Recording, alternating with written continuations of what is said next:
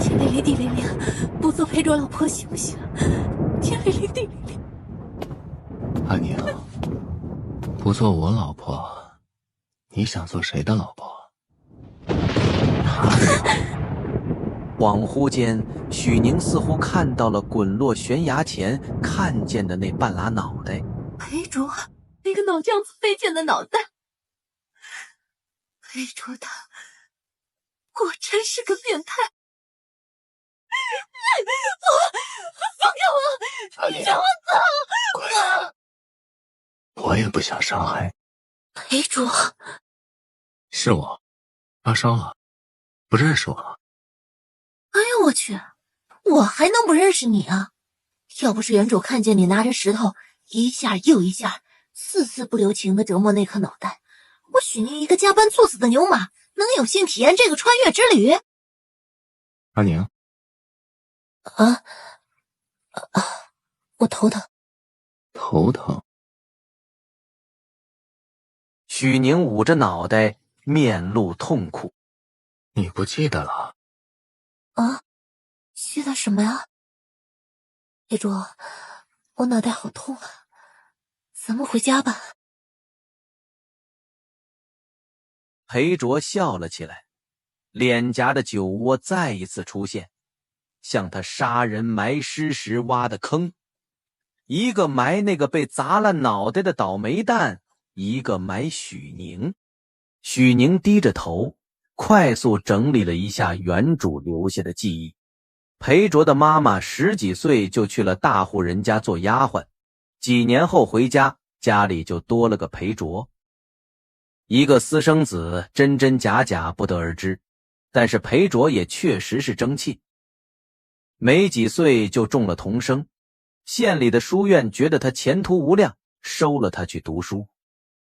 可世事难料，外出读书的裴卓被一辆马车拉了回来，下半身都是血，人也昏迷不醒。冒雨去城里请大夫的裴妈妈失足落水，掉进河里淹死了。等人发现的时候，尸体都被泡得没了人样。裴家认为他死得不吉利，连棺材都没给，祖坟也不让进，草席子一卷，就在后山找了块地方埋了。阿宁，你心绪不宁，是在可怜我。一个算计我的女人也会心疼人吗？阿宁，我不是，我就是不是裴卓，你听我说。好了，你也累了一天了，睡吧。许宁躺下，闭上眼睛，他能感觉到一道目光落在他脸上，紧张的心跳都加快了几分，却一点都不敢表现出来。过了不知道多久，许宁才听到关门的声音，他松了口气，慢慢地睁开眼，就对上了裴卓那双满含戏谑的丹凤眼。阿宁，你睡不着吗？我想喝水。喝水啊，我去给你倒。裴卓总算是出去了，但许宁却后悔了，他会不会给自己下毒？裴卓走了进来，黑瓷碗装着半碗水，水色泛黄，像是加了什么可疑的东西。喝吧。裴卓将水端过来，笑着看他。许宁捂着头，总觉得他笑得别有深意，他心底发慌，咽了咽口水，下意识讨好地笑了笑。好，先放桌上，我一会儿喝。裴卓站着没动，就那么直勾勾地盯着许宁，心里发毛。阿宁，你今天很奇怪。当然奇怪了，哪能不奇怪啊？如果你杀的那个人是你仇家，那根据我调取的原主的记忆，我也算得上是你仇家之一了吧？毕竟我们的婚姻也是我家算计来的。原主省吃俭用供养自己喜欢的书生上学读书，谁成想那个书生竟然转头和村长的女儿定了亲了。气不过的恋爱脑原主发誓一定要找个比这书生强的读书人。后来不知道谁给他出了个主意，他居然跑来裴卓家里住了一夜。隔天早上，原主后娘和裴家人就来了。后娘说裴卓坏了原主的身子，要送裴卓去见官。当时裴卓都给气笑了，他指了指自己，满含嘲讽地问：我这样能强迫得了谁？原主家都是些不讲理的，双方扯皮扯了半晌，裴卓用5亩地换了这个老屋和屋后的一块地，以及一个算计了他的女人。怎么了？阿宁，你是不是有什么心事？不可以，我绝不能坐以待毙。多喝水，对身体好。许宁只能硬着头皮接过他手里的碗，看着碗里的水，他的手指都在微微发抖。怎么不喝？怕我下毒啊？不是。许宁端起碗抿了一口，水里有一股甜味儿，他有些诧异。裴卓贴心的解释：我加了糖，好喝吗？好喝。这可真他妈的太好喝了，这个穷的揭不开锅的家居然有糖，我真的是要被他吓死。裴卓摸黑上床，还拍了拍床板。快睡吧。顿了顿，他又略带讽刺地加了一句：你不是最喜欢和我睡觉了？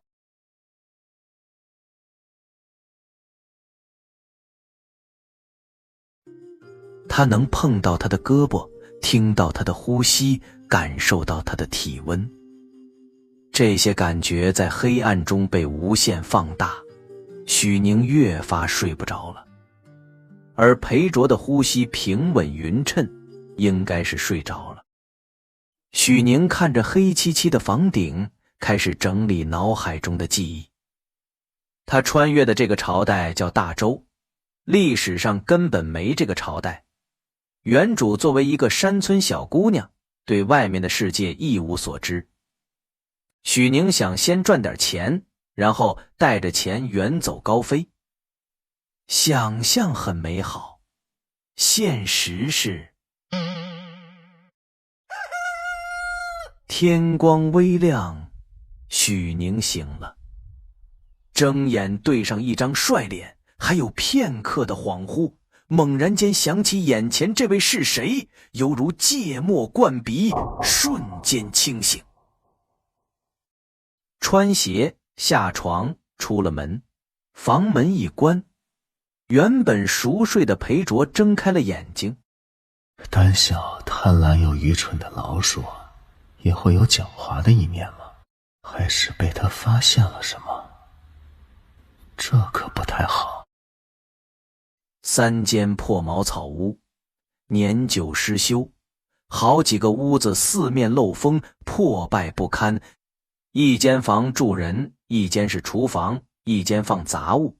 厨房灶台上的陶锅是他们家唯一值钱的东西，墙角是半口袋土豆以及几根已经干巴了的野菜，除此之外别无其他。真是太穷了吧。裴卓起来了，他的脸比昨天还白，眼下一片青黑，应该是腿疼。许宁虽然不能感同身受，但是他知道一定很疼。可裴卓就能面不改色地走来走去，还能拖着这么一条腿上山杀人埋尸，可见他确实是个狠人。对自己狠，对别人更狠，这种人很危险。好香啊，阿宁对我真好。裴卓虚伪的夸赞打断了许宁的思绪。许宁垂眸，没有接他的话，而是说：今天我要跟周婶上山，看看能不能找到什么吃的。那真是太辛苦了。还能装得再不像一点吗？还说他连装都懒得装了。阿宁，路上小心，早点回来。外面阳光充足，裴卓那张脸漂亮的晃眼，许宁恍惚了一下。如果不是知道他是个杀人凶手，他做这一切都是在演戏，许宁真的会被他迷惑，喜欢上他。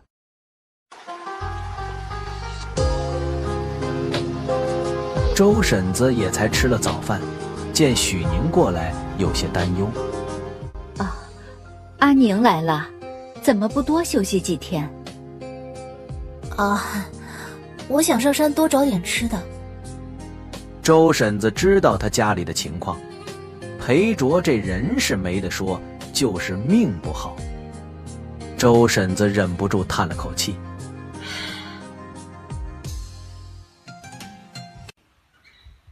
清水村的妇人们挖野菜时都结伴而行，今天一起去的有6、7个，其中就有一道目光格外的犀利。许宁抬眼看去，是个10几岁的姑娘，脸上有些雀斑，样貌端正清秀，在清河村算是好看的了。此时她正恶狠狠地瞪着许宁，丝毫不掩饰自己对她的厌恶。许宁记得她好像叫白灵，住在裴家隔壁。少女的心事很好猜，白灵喜欢裴卓，可裴卓被原主捷足先登了，白灵自然讨厌他。不过许宁根本不在意。许宁虽然手脚也麻利，可架不住人多，白灵故意给他捣乱，一上午他也只挖了半筐。中午大家围在一起吃带的干粮，不过人家是烤熟的，许宁经验不足，带了生的。山上有野兽，烤东西会吸引他们过来，很危险。他将自己的饼子掰了一块给许宁，许宁客气了几句就接了，顺便把自己的土豆给周婶。周婶不肯收。哎呦，你这孩子就是客气，一块饼子而已，不值钱的。你再这样，婶子可要生气了。许宁只好作罢，就着凉水吃了饼子。哼，假惺惺。告别了周婶，许宁拖着沉重的脚步回家。裴卓坐在院子里，夕阳照在他脸上。尽管身后是破败的茅屋，可许宁还是觉得他美成了一幅画。累坏了吧？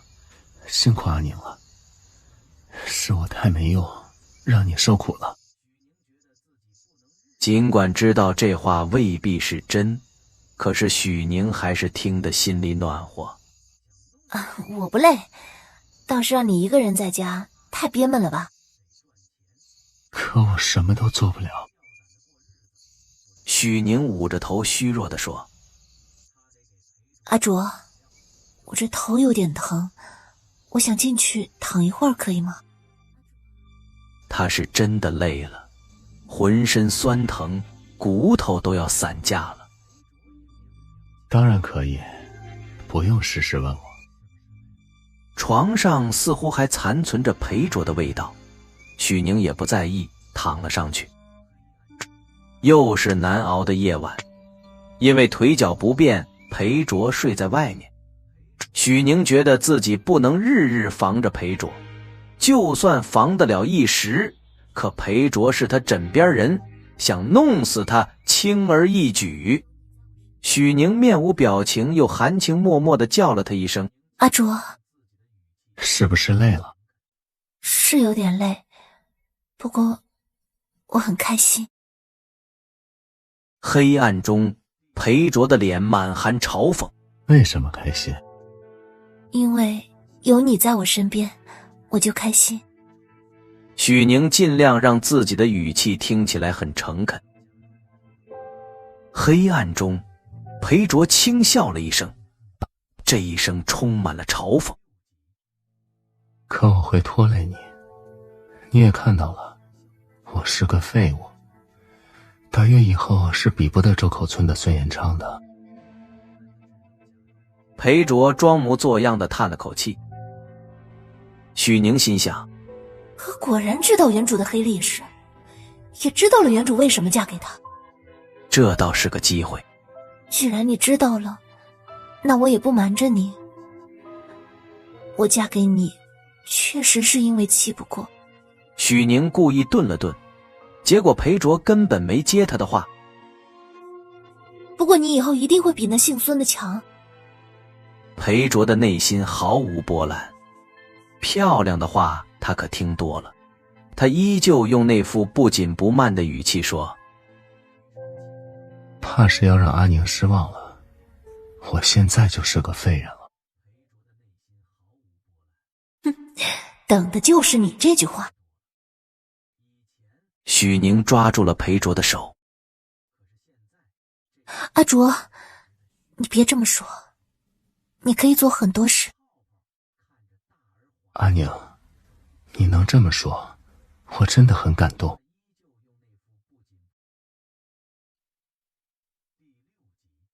胡说，他明明一点都不感动。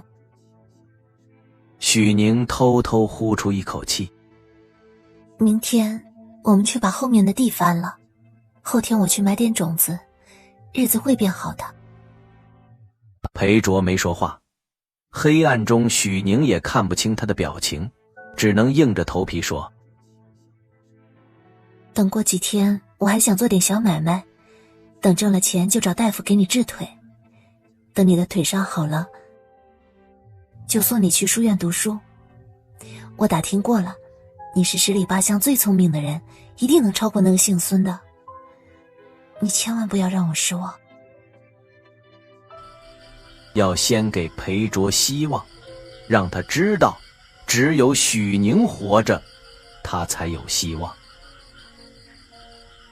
别管饼画的多大多不靠谱，只要别人信了，就算是画成功了。裴卓沉默了很久很久，半晌才问，你说的是真的吗？许宁保证，自然是真的。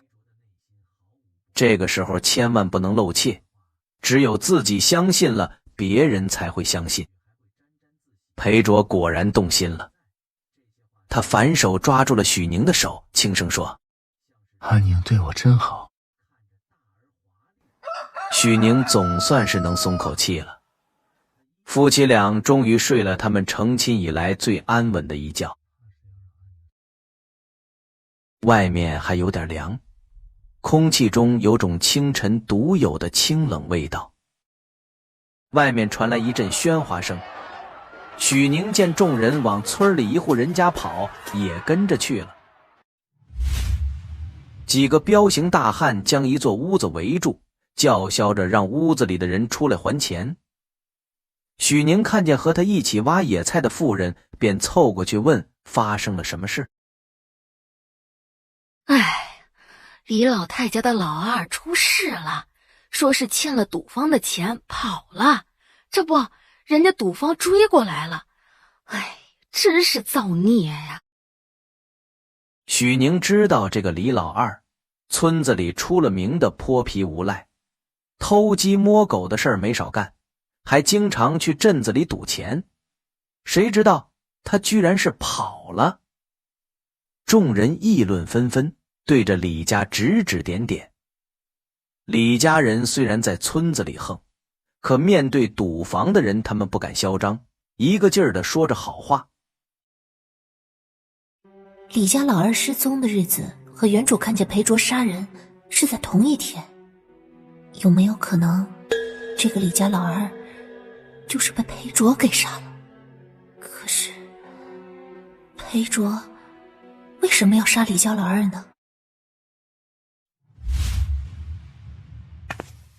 许宁心事重重地回了家。裴卓不在正院，许宁在后院看到他正在翻地，在裴卓要跌倒的时候扶住了他。阿卓，不能干就别逞强了。听说李老二跑了。跑哪里去了？大概率已经去阎王爷那儿报道了。说是欠了赌坊的银子跑了，也不知道跑去哪儿了。赌坊把李家都砸了呢。许宁一边说一边偷偷地观察裴卓。裴卓面不改色。这样，那还真是可恨。裴卓的心理素质不是一两句话能试探出来的，许宁也不敢试探了。万一裴卓察觉到了，他死无葬身之地。一会儿我要跟周婶去镇子买种子。许宁又说了一遍。裴卓不解地看他，那表情似乎是在说，我又没拦着你。那个，我没钱。裴卓无语。裴卓想说他也没有，可是张了张嘴，想到买种子是大事，只能起身去拿钱。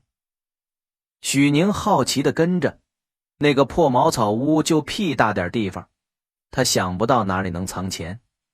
然后他就看见裴卓进了杂货房，掏出10几个铜板来。许宁无语。还有吗？从柜子里翻了翻，翻出一件衣服来。把这个拿去当了，应该能换点。许宁犹豫了一下。这个也算是个念想，不留着。可裴卓却笑了。不用，或许我都活不到冬天，还要什么念想？路上，许宁一直在思索裴卓的话。为什么他说自己活不到冬天？他想到了裴卓那条断掉的腿，明显是被人打断的。可裴卓是书院的学生，怎么会无缘无故的被人打断腿？还有那个消失的李二，他到底是不是裴卓在山上杀了的那个？等他回过神儿，周婶已经叫了他好几次了。啊，怎么了，婶子？问你坐不坐牛车？坐的话，1文钱一个人。许宁摇头。我不坐，我不坐。周婶身后一个小姑娘探头好奇地看许宁。许宁知道这是周婶的小女儿周小妹，她对许宁笑了笑，又缩回了周婶身后，十分腼腆害羞。镇子并不繁华，开着几家不大的铺子，镇子两边的路都被附近的村民占据了，卖的都是自家产的东西。许宁抱着怀里的衣服，觉得这衣服今天怕是卖不出去的。这是好衣服，要卖的话得去县里的当铺，不过县里离咱们这儿有30-40里远呢。就是裴卓读书的那个县城。周婶点头，犹豫了一下。你去了县城也小心些，村里人都说裴卓在县里读书得罪了什么了不起的人，才被打成这样。这日子好不容易安生下来，可千万别再出什么岔子了。许宁点头，明白周婶这是怕他作妖好心的提醒。你们地里要种的，回头在咱们村里买就行，那个便宜。你别拉我呀，我也没说什么。某些人自己不要脸，赖上了裴三哥，还不许人说了。他说完就挑衅地看着许宁，心里想着，许宁如果敢反驳，我就把许宁做的丑事嚷嚷的大家都知道，让大家看看他是个什么不要脸的货色。一想到那样的裴三哥被许宁得了，白灵就气得牙痒痒，恨不得打死许宁。你是吃不到葡萄说葡萄酸，在嫉妒我吧？我嫉妒你？嫉妒你穷酸吗？你自然是嫉妒我嫁给了裴卓，他是读书人，又长得那么好看。不过呢，他现在是我相公，我也绝不会允许他纳妾。你呀，就不要肖想了。白灵气得不行，可一时间没想好说辞。周婶怕他们又吵起来，赶紧招呼许宁回家。终于回了家，手都要被勒断了。院子里很安静，饭快好了，还是不见裴卓的影子。许宁就去大门口看了看，是裴卓走了过来。阿宁是在等我吗？许宁闷闷道：我做了饭，还有馍馍可以吃。裴卓转头看他，喂，这么看我做什么？我可没有乱花钱啊。许宁瞬间读懂了他眼里的意思，一阵的无语。种子我都买了。裴卓温和一笑，我没怪你乱花钱。许宁心里想，你有，你明明就有，口是心非的绿茶男。尽管没什么油水，可是饭菜还是很不错的，至少比光喝稀粥强。你不吃？裴卓看着几块碎馍问。许宁摇摇头，我吃过了，这是你的。说完他还不忘了刷好感。往后有我吃的，一定就有你的。裴卓无语，倒也不用这么表忠心。阿宁，我相信你的。许宁无语，那我就呵呵了，你明明就不信。许宁又把那件衣服拿出来。镇子上没人买，回头我去县里问问。许宁试探地说了一句：阿卓，县里是什么样的？我要是去的话，应该上哪里卖啊？没有回答许宁的话，而是说起了别的。我今天去找村长了。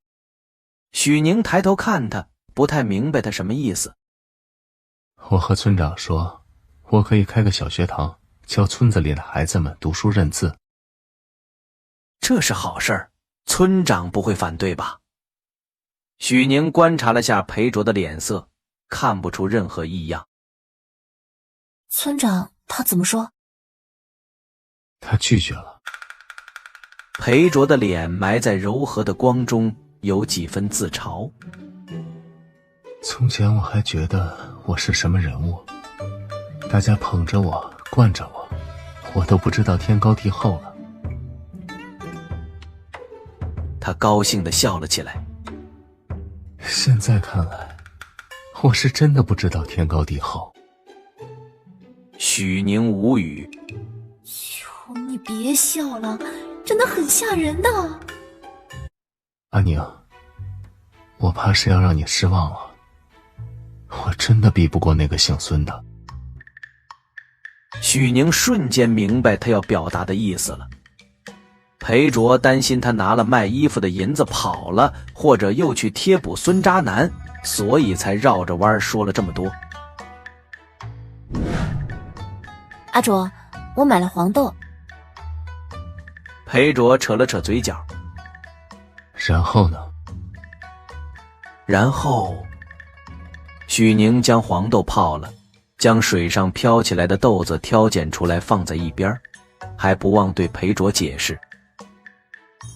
你看啊，这些飘起来的都是坏豆，不能用的。好了，这样得泡上1天。许宁在厨房鼓捣什么，裴卓跟着进去，看见他不知道从哪儿借了个木桶来，木桶里密密麻麻的。这是什么？这个叫豆芽，发芽弄出来的，凉拌炒菜都好吃。明天就是集市了，我打算拉过去卖。好吃吗？他笑道。好不好吃，你等一下就知道了。家里条件有限，加了点盐、葱和周婶给的盐绥给拌均匀了。来，尝尝。裴卓愣了下，张嘴吃了。怎么样？好吃吗？裴卓点头。好吃。第二天天不亮，许宁就出发了。等许宁到了镇子，街道两边已经有不少人在摆摊了。偶然有个卖稀罕玩意儿的，就有人好奇地问这是什么。许宁笑着解释：大叔，这是芽菜，凉拌炒着吃都好吃。最近天气干燥，咱们吃的也干，偶尔吃点蔬菜对身子好。他故意没说豆芽，就是怕人联想发现这玩意儿没什么技术含量，大家都会了，他就没生意做了。大叔您尝尝，我这儿有做好的。爽口是爽口，味道也还不错。许宁赶紧说：大叔，这芽菜呢要加点辣椒油、葱花、芫荽拌着吃才好吃。我这调料不全的，你可以买回去尝尝，反正也不贵，吃了对身子好，还通便。大叔无语。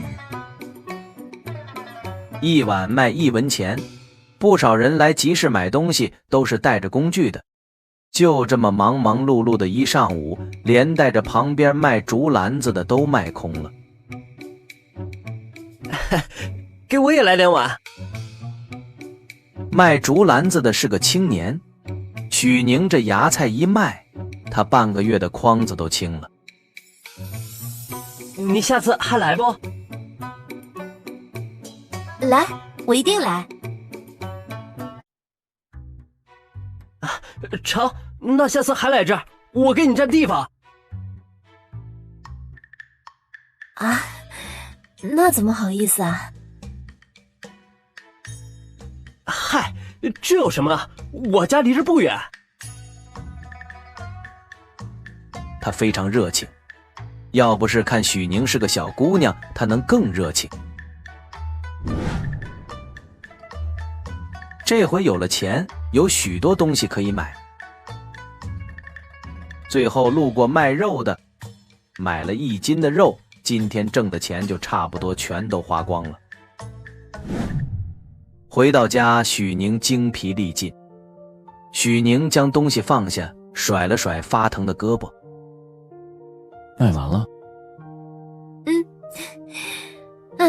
2斤黄豆差不多能生10几斤的豆芽，1碗差不多半斤，那10几斤豆芽40多碗，那就是40文钱了。他上次买黄豆才花4文钱，4文钱就挣了40文，10倍的利润。只是可惜这集会要7天才一次，要不然咱能挣得更多。阿宁真厉害，巾帼不让须眉。有了肉，有了面，他想包饺子吃。他盛了满满1碗饺子，打算给周婶送去。周婶刚做好饭，就看见许宁来了，热情地招呼许宁一起吃。许宁客气地拒绝：我包了些饺子，这碗给婶子尝尝。哎呦，不，你这孩子，你们吃就是了。婶子别客气，我家里还有呢。周婶拗不过也就收了，笑着问：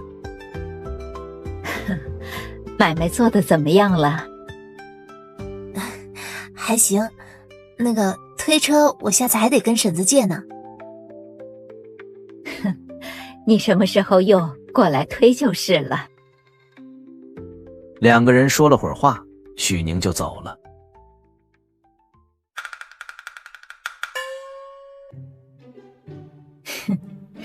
多大的人了，还嘴馋？许宁包的饺子可真香。哎，大手大脚的。许宁早饿了，他快步回了家。裴卓端正地坐着等他，一筷子都没动。好了，开吃。我又买了一些黄豆。我想了一下，还是觉得不该只在镇子里卖，得去县里。县里鱼龙混杂，你一个人怕是不行。许宁点头。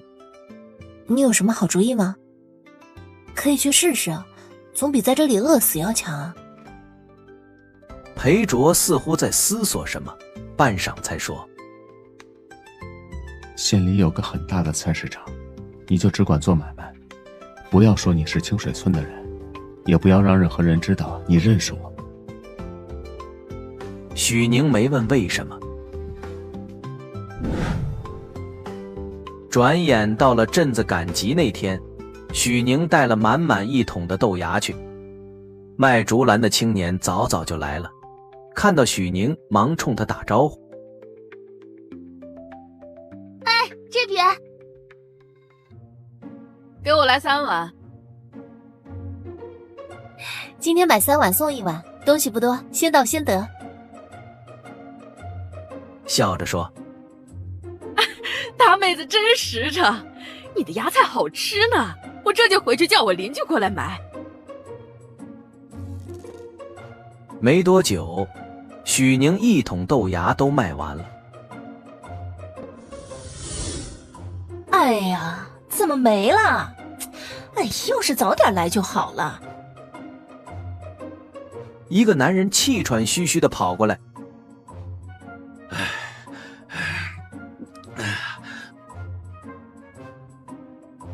给我10碗，不，20碗芽菜。许宁无语。这个人许宁认识，大叔姓赵，叫赵远山，他是镇子里王地主家的管事，平时也负责采买。许宁见买的人多，便说：我家里还有点，大家要是愿意等的话，我回家去取，1个时辰之后就过来。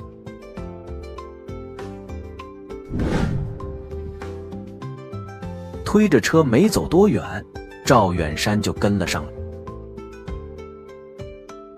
这位姑娘，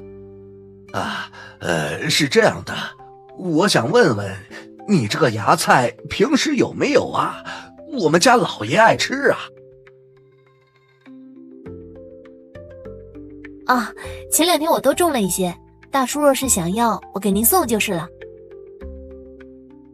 赵远山留了个地址，明天他要10斤，才10文钱，等老爷吃腻了再说。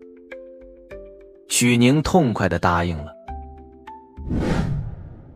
这次他拉了2桶豆芽，裴卓帮着放在了车上，还不放心地问：你一个人能推动吗？小意思，那我走了，回来给你割肉吃。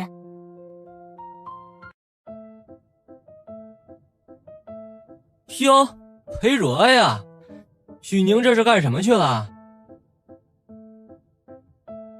不干什么，她一个女人不过是做点苦力活，贴补家用罢了。钱小三还不死心往院子里看了看，笑着说：哎呀，我也是好心，她好歹一个女人家，总往外面跑不是个事儿。自从裴卓废了之后，所以时不时的他就会跳出来刺裴卓几句。当然了，还有一个最重要的原因，钱小三喜欢白灵，可白灵喜欢裴卓，这让他非常特别极其的不爽。哎，你过得这么辛苦，你从前的那个什么……他想了想，才故意提高声音。哦，对，从前的同窗怎么没来帮帮你啊？哎呀，读书人花花肠子就是多呀，要不你回去说点好话，没准人家就愿意帮你了。钱小三越说越过分。白灵不知什么时候过来了，听到钱小三的话，气得脸都白了。钱小三，你胡说八道什么？哎，我可没说错啊，大家可都知道他那些破事儿。你少胡说！白灵反驳。瞧见没有，他不反驳就是心虚，亏你还眼巴巴的喜欢，谁知道他是个什么货色。许宁从早忙到现在，结果才进村就遇到几个村民正在低声议论着什么。哎，裴卓那事儿是真的啊？哎呀，钱小三亲口说的，不过真假不知道。哎，我早说了，一个大男人长成那样，哼，别说女人了，男人也稀罕呢。那人刚要说什么，就看见了许宁。这是裴卓家娘子吧？哎呀，你家出事儿了，你快回去看看吧。许宁看了他一眼，加快了脚步。裴家老屋门口乱糟糟的，门口围着一些村民低声议论着什么。许宁挤过去，见裴卓倒在地上，表情痛苦。许宁皱眉：阿卓，你怎么了？疼。许宁力气大，将他抱了起来。村民们不可置信地看着许宁，眼睁睁地看着他将一个大男人抱进了屋子。我去找大夫。这时候周婶来了。哎呦，这是怎么了？许宁抹了一把脸上的汗。他腿还是疼，婶子，你知道哪里有好点的大夫没有？县里的回春堂不错，可人家县里的大夫不会来村子的。那就去县里看。麻烦婶子帮我雇个牛车，我出双倍的钱。周婶点点头，快步走了。裴卓看着许宁，许宁对他说：人都要没命了，还管什么得不得罪人的？两个人很顺利到了回春堂。回春堂地方不小，往来的人也多。坐诊的是个老大夫，他给裴卓看了看情况，皱眉摇头，最后才说：能治。许宁松了口气。你也别高兴得太早，他这个腿呀，拖得太久了，要治好最少得花10两银子。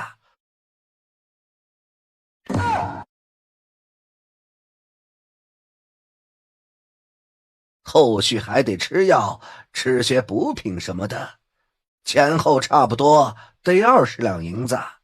恢复的好了还能做些活，恢复的不好，走路都困难，也干不了活。老大夫在县里坐诊多年，看许宁的穿着就知道不是有钱人家，农家人别说拿出10两银子了。你们考虑考虑，若是治呢，就去准备银子；不治，天黑前就回去吧。周大郎一听10两银子，也暗暗的吃惊，不由同情的看了裴卓一眼。周大郎叹了口气，都是命啊。许宁也在犹豫，10两银子卖了他也不够，他都有点绝望了。送我回去吧。许宁盯着看了他一会儿，吐出一口气。我去筹银子。周大哥，麻烦你帮我看着点裴卓，你们中午拿去随便买点吃的，我去想想办法凑点钱。周大郎愣住了。筹钱？你要筹钱给裴卓治病？许宁点头。许宁将今天卖豆芽的钱拿了一些给伙计，算是押金。麻烦小哥照顾一下我夫君，这些钱你先用着，我现在就去筹钱。不麻烦不麻烦。许宁出去了。伙计叹了口气，对老大夫说：哎，这妇人倒是有情有义呀。情义不值钱。哼，您觉得这妇人能筹来银子吗？韩大夫摇头。还是那句话，卖了他都不够。既然人家交了钱，那就再去看看病人。他去了后院。许宁出门便往最热闹的街上去。县城不愧是县城，十分的繁华。许宁走进酒楼，快步地在各桌之间看，桌上的饭菜果然单调。许宁心里有了成算。等到了回春堂，老大夫已经去吃饭了，只有刚刚的伙计在。许宁去了后院。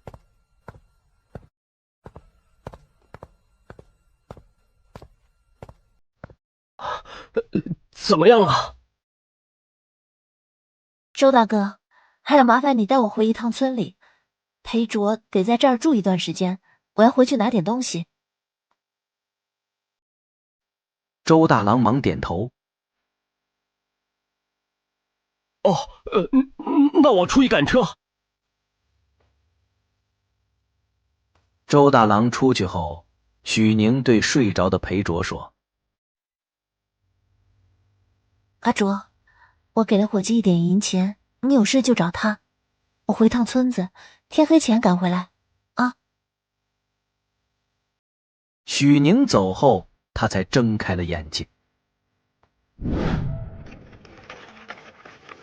许宁将东西搬上车，和周大郎离开了。他一走，一直关注他们的村里人就开始议论：哎，周家的许宁是不是跑了？哎呀，是啊，大包小包的。哎，你说裴卓是不是不行了？这许宁真不是个东西，裴卓一出事他就跑了。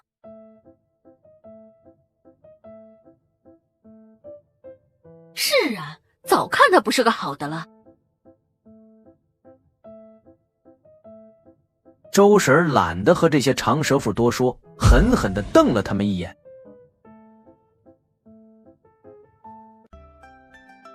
周大哥，这次真的麻烦你了，回头我再好好谢你。我也没帮什么忙。许宁进了房间，装了半桶豆芽，就打算出门。裴卓醒来了，这次也不装睡了，只盯着他看。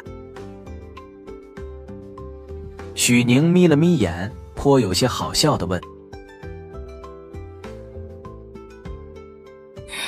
怎么，是不是以为我要卷铺盖跑路了？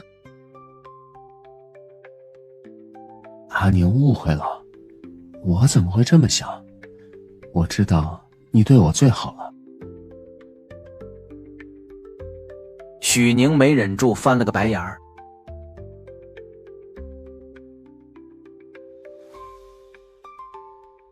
你这一套我早就看穿了。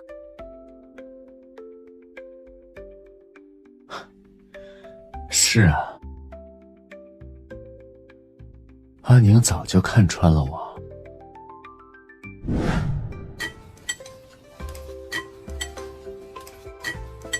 掌柜的，今儿咱们客人少得可怜，好多都去了对面的鸿运楼。这鸿运楼也是，非要开咱们对面，什么人呀？咱们生意都被抢走了不少。几个伙计抱怨。酒楼的掌柜姓杨，还在扒拉算盘算账。听到伙计们的话，面上也有了几分忧愁。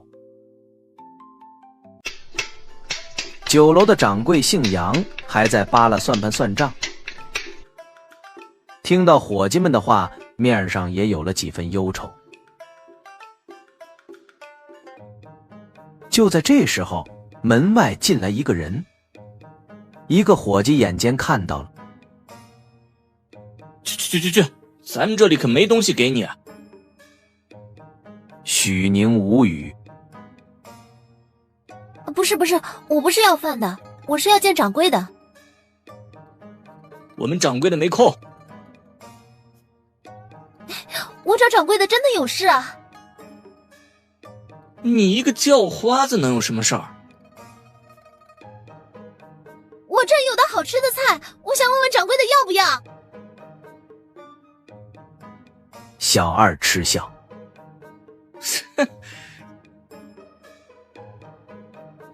一个臭要饭的也敢胡说八道，再不走就把你打出去。我太太爷爷是宫中御厨，这是他老人家留下的，你们要是不要的话，我去别家卖就是了。杨掌柜也放下了算盘走了出来。许宁看到掌柜的出来了，顿时松了口气。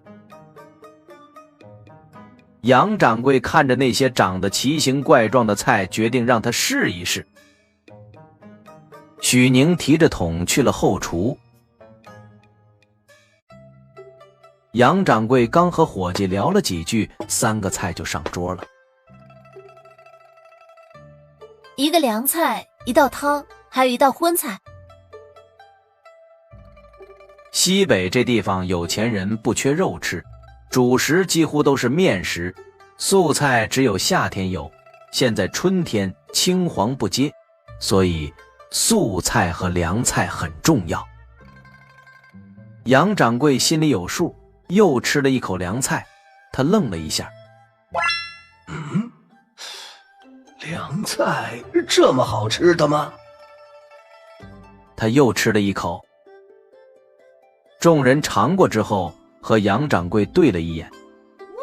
这凉菜不错。这位姑娘，咱们借一步说话。许宁跟着他进了一个房间。姑娘是想卖方子啊，还是这芽菜呀？许宁笑了。掌柜的，您说笑了。我这做菜的法子呢，简单的很，随便一个厨子尝一口就知道怎么做。至于芽菜嘛，别的不敢说，至少在咱们县里啊，这是独一份。杨掌柜点头。你是想卖芽菜？许宁摇头。实不相瞒，我遇到点事着急用银子，要不然的话我卖芽菜啊，细水长流也是够活的。我要卖的是如何做芽菜的方子，连带着刚刚那3道菜一并。杨掌柜也是这么个意思。芽菜的成本是多少？利润又是多少？至少10倍的利润。杨掌柜听得十分动心。姑娘想卖多少钱？20两。杨掌柜给逗笑了。一个凉菜而已。许宁纠正他，是全县人的凉菜，要不是着急用银子，我绝不会卖。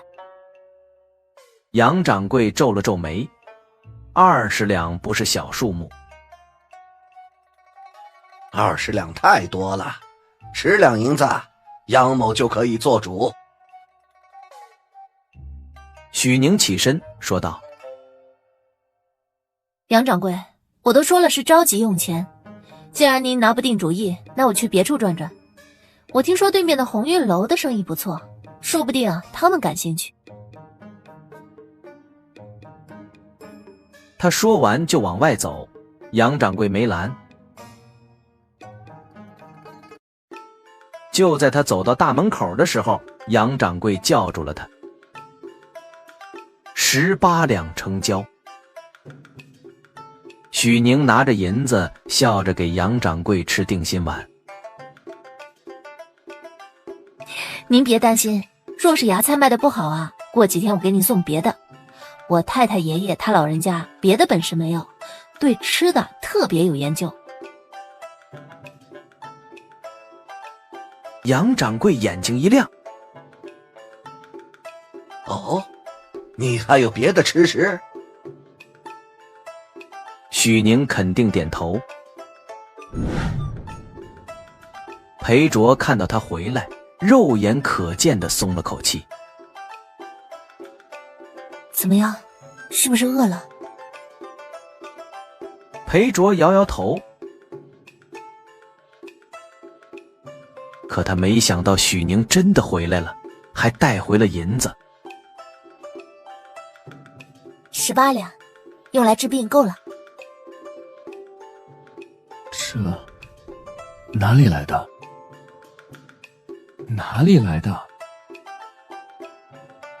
裴卓又问了一遍。他无法想象许宁是哪儿弄来的银子。许宁将自己卖豆芽的事说了。裴卓没想到他这么大胆，还忽悠了杨掌柜。你放心，他绝不会亏的。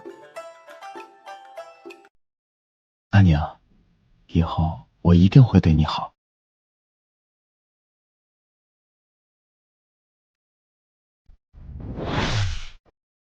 银子到位了，医馆自然会尽心尽力的治疗。